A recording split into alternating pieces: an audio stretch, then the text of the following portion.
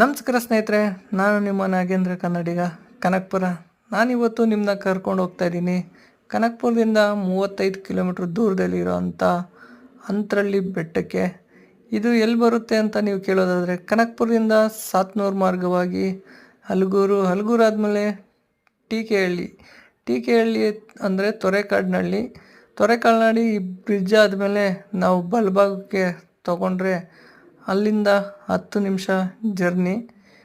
ನೀವು ನೋಡ್ಬೋದು, ಕತ್ತೆ ಮಾರ್ಗ ಅಂತಲೇ ಫೇಮಸ್ ಆಗಿರೋಂಥ ಈ ರಸ್ತೆಯಲ್ಲೇ ಈ ಅಂತರಳ್ಳಿ ಬೆಟ್ಟ ಬರೋದು.